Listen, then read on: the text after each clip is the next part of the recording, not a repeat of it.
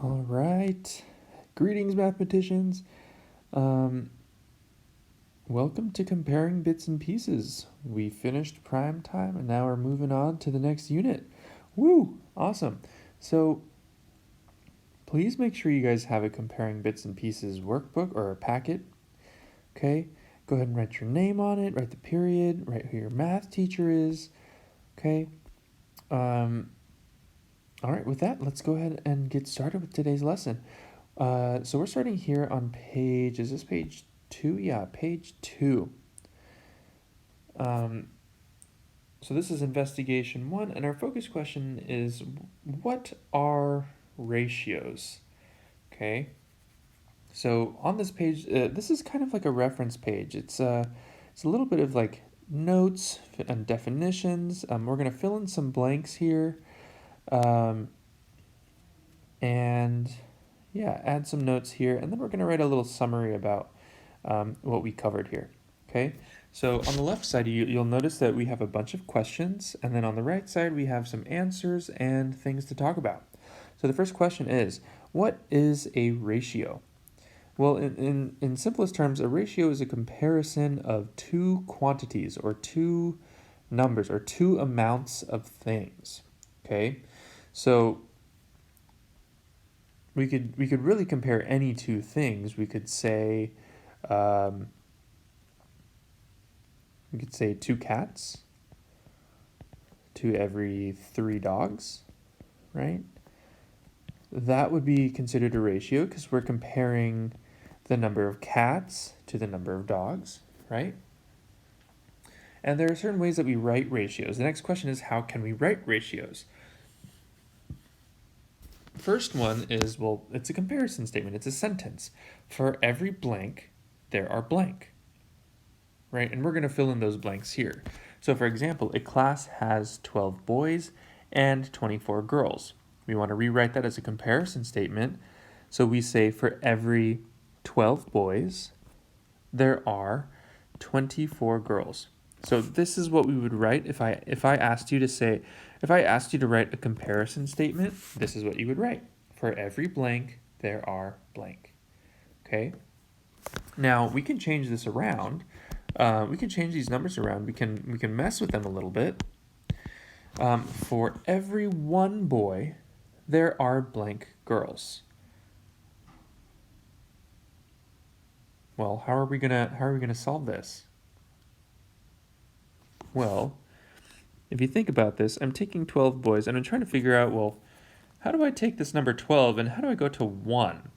What mathematical operation can I do? And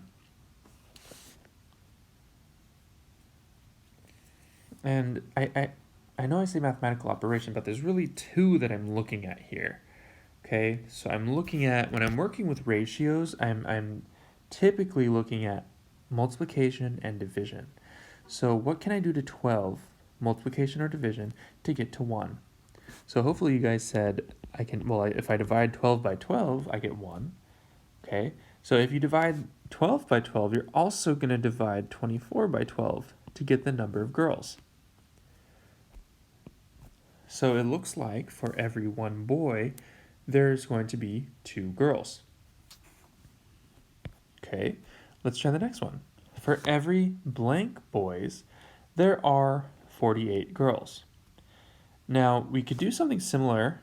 We could do well, how do I go from 24 to 48? Right, using multiplication or division, what can I do? Hopefully you said multiply by 2. And if you're multiplying 24 by 2 to 48, what should you do to 12?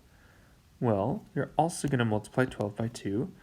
So now our comparison statement says, for every 24 boys, there are 48 girls. Awesome. Okay. The next question says, how do we write equivalent ratios, and then in parentheses, fractions? Okay. So ratios that are equivalent or equal, you guys want to write that in, that are equivalent or equal, represent the same amount.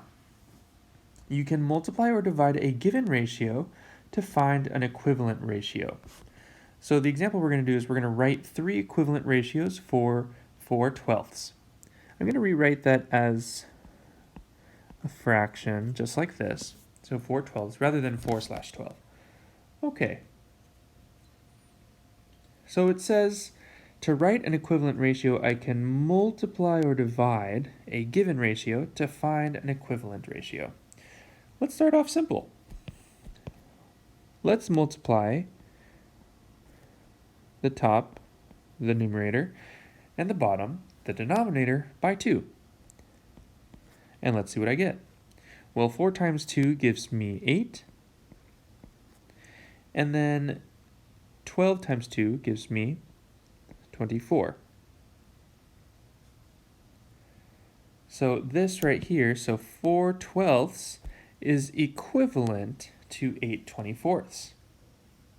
Okay, so we have one equivalent ratio for 4/12. Let's write another one.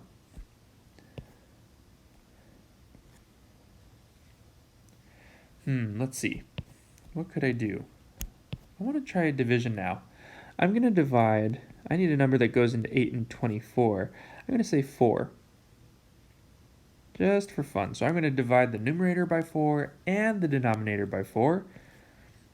So now I have a ratio that looks like this, or a fraction that looks like this. 8 divided by 4 is 2. 24 divided by 4 is 6. So now I have 2/6. And there is my third equivalent ratio. So far we say that 4/12 is equivalent to 8/24, which is also equivalent to 2/6. We need one more. And for the heck of it, let's just go ahead and multiply again. Let's multiply this by 5s. So I'm going to multiply the numerator by 5 and the denominator by 5. And so now I get 10/30. And there's my last equivalent ratio. Okay, see if you guys can come up with one more on your own, this time without my help. Okay, let's keep going. So you'll notice that this box is missing. We're going to put in a question there that we think relates to the information in this box here. Okay, so I'm going to read it, so follow along please. It says that ratios can also be written the following ways. First one is 12/24. Second one is, I read it 12/24, but this time there's that colon in the middle. Whoops, here let me highlight it. There's these two dots. We call that a colon. So 12/24. Then the last way is 12/24, or we would still read that as 12/24, but it's in fraction form. And then it says ratios can be simplified. 1/2, 1/2, and 1/2 in all three forms. So what we're going to do is we're going to write in the three forms that we have. So the first one, 12/24, we'll say this is written in kind of in a word form, right? The 2 is what I'm referring to, the TO, the word 2. Okay, so we'll say this is word form, and we're going to go ahead and label both of these. Then this 12:24, we'll call this the colon form. And then the last one, actually I want you guys to rewrite these please. We're going to rewrite them as fractions. So that way they're not just numbers with slashes. So 12/24 and then 1/2. So this way we call it a fraction. And fractions are in fact ratios. So you'll notice that we have three ways of writing ratios. So take a moment to think about a question you could write in this box here. What question could you write that this box to the right answers the question?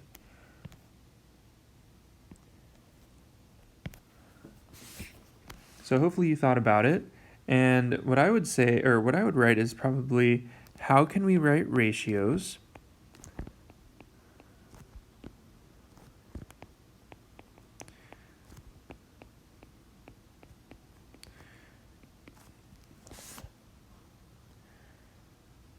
and then can ratios be simplified?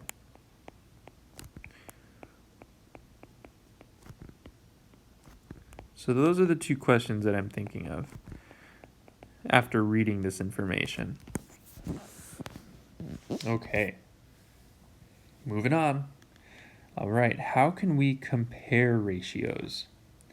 So it says first that the order matters for ratios. Pay attention to how they are being compared. So for example, we had the ratio earlier of 12 boys to 24 girls.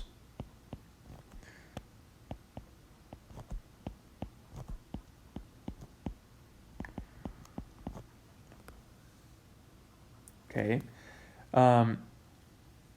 You might get a question that says, or this ratio, sorry, let me pause here. This ratio right here, a question that I could write where this would be the answer is, what is the ratio of boys to girls? Now, notice how my answer is written boys to girls. Boys to girls. The order does matter in which you write ratios, okay? If I said to write the ratio of girls to boys, you would flip it. It would be 24 girls to 12 boys. Okay, so we have three different types of ratios here. We have what we call a part to part. So we said 12 boys to 24 girls. Now, I think to define part to part, I want to talk about part to whole first. So using this, here, let me erase some things. Using this information here, can you guys write the ratio of 12 boys to blank total students? Hopefully you guys wrote 36 total students. Now, how did we find 36? Well, we know there are, in the class, we know that there are 12 boys and there are 24 girls. So if we add those two things together, we get 36 total students.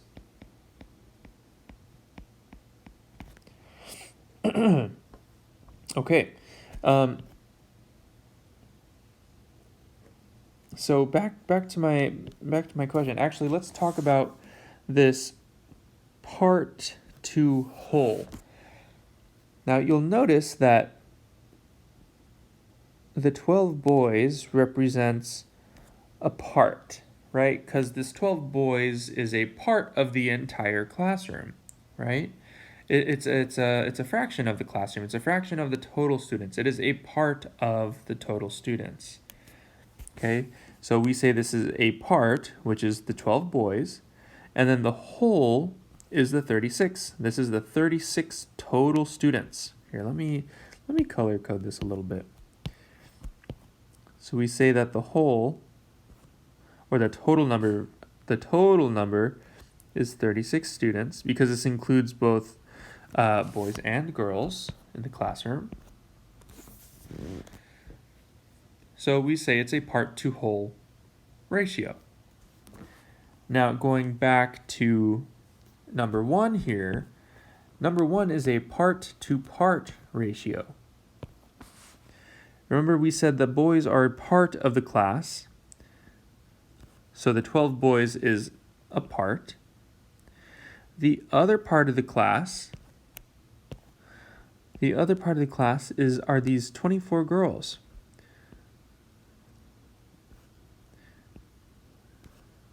So we say this is a part to part ratio. Okay, and then the last one is just a whole to part. It's a part to whole just flipped around. So instead of starting with the part, we start with the whole. So The whole is represented by the 36 total students. So this is the whole. And then we said there are 24 girls. So the part is represented by the 24 girls. And there we have a whole to part ratio. Okay, I don't want you guys to forget though that the order matters. The order matters for ratios. You really have to pay attention to the way things are worded. If I ask you to write apples to oranges, make sure you write apples to oranges. If I ask you to write bananas to blueberries, please make sure you're writing bananas to blueberries. Okay, so go ahead and pause the video. I want you to write a summary. Write 3 to 4 sentences about ratios, please.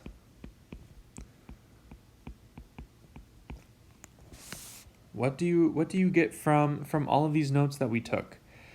Talk about the different things that we talked about in this video, okay? All right, go ahead and pause.